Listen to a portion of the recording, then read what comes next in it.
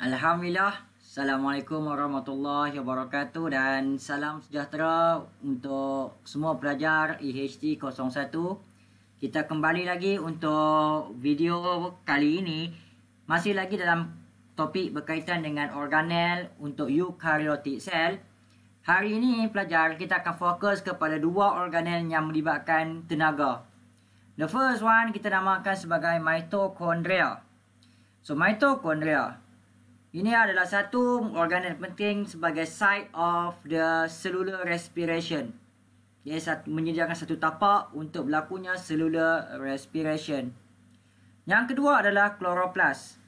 Berbeza dengan mitochondria, chloroplast ini adalah site of photosynthesis. Pertama sekali adalah amat baik untuk kita lihat struktur dia antara kedua-dua organel ini. Apabila kita bercakap tentang mitochondria, pelajar, yang pertama sekali kita fokus kepada membran dia. Berbeza dengan organel-organel yang melibatkan endomembran system, mitochondria ini mempunyai dua membran. Yang pertama kita panggil outer membrane of mitochondria, luar ni ya. Manakala yang kedua yang bahagian dalam ni kita panggil inner membrane of mitochondria. Ruang antara outer membrane dan inner membrane ni adalah satu ruang yang dinamakan sebagai intermembrane space. Jadi benda-benda ni kena ingat elok dulu pelajar ya. Dia double membrane organelle. Dan inilah double-nya. Yang pertama outer membrane, yang kedua adalah inner membrane. Inner membrane is very special. Pelajar kena tengok dia. Inner membrane ni sangat special. Kalau kamu lukis, kamu akan lukis panjang, lekuk. Panjang, lekuk. Panjang, lekuk. Inner membrane ni akan invaginate inside. Bahagian di mana dia invaginate inside ni akan mewujudkan satu space. So space ini dinamakan sebagai cristae. Cristae ni adalah satu bahagian penting ya, sangat penting sebab dia akan provide large surface area untuk effective of the process of cellular respiration. Dia akan menyediakan large surface area. Bila dia invaginate, maka ruang permukaan dia akan menjadi lebih luas. Berikutnya pelajar, bahagian dalam ini dinamakan sebagai matrix of mitochondria. Jangan jawab matrix saja, jawab lengkap matrix of mitochondria. Matrix of mitochondria ni ada beberapa komponen lagi. Yang pertama adalah free ribosome. Dia ada ribosome. Dia adalah satu organel unik di mana ada ribosome sendiri dalam organel ni. So free ribosome ni size 70S, kecil sikit ya. Dan dia ada dia punya own DNA. Ya, dia adalah satu organel juga yang ada dia own DNA. Kalau sebelum ni kita bincang DNA ada dalam nukleus untuk storage of genetic information. Ada DNA kecil berada dalam mitochondria ini pelajar ya. Sebab tu mitochondria ni boleh replicate sendiri tanpa tunggu mana-mana arahan daripada nukleus. Dia boleh replicate by itself. Jadi kita jelas semua komponen ini. Mitochondria ini menyediakan banyak enzim supaya dia boleh jalankan proses cellular respiration. Proses cellular respiration yang dijalankan oleh mitochondria ini adalah satu proses cellular respiration yang memerlukan oksigen. Jadi kita panggil dia sebagai aerobic respiration. Aerobic respiration ni terdiri daripada beberapa stage penting. Dan stage yang kita kena faham dengan mitochondria yang melibatkan mitochondria adalah Krebs cycle. Nanti kita belajar pada sesi depan ya. So Krebs cycle berlaku dekat matrix of mitochondria. So kalau soalan tanya kamu apakah function matrix of mitochondria?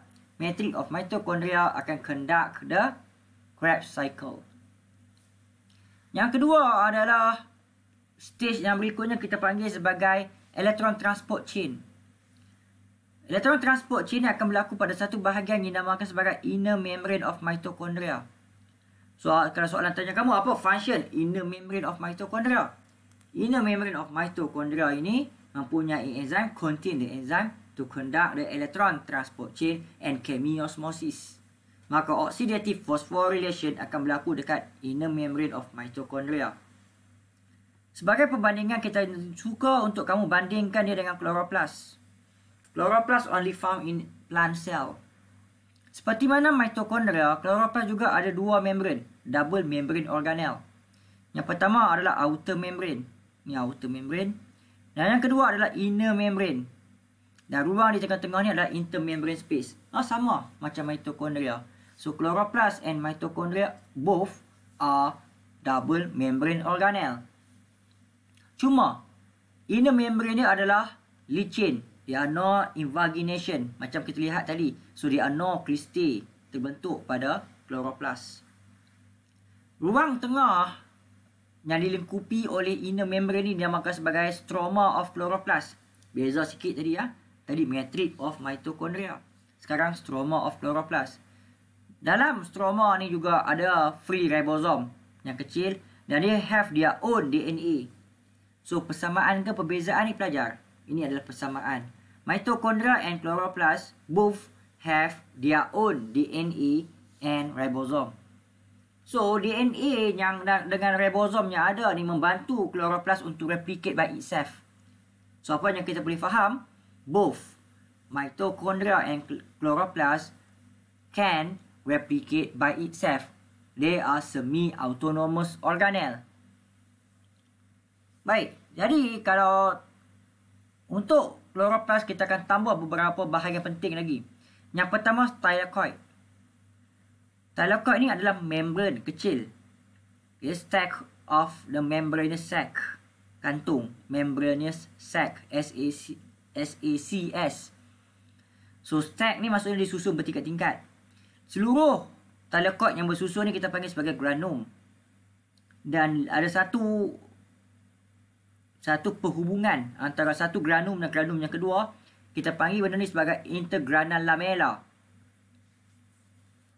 Jadi chloroplast ni boleh menjalankan proses fotosintesis. Kalau saya soalan tanya kamu, what is the function of chloroplast?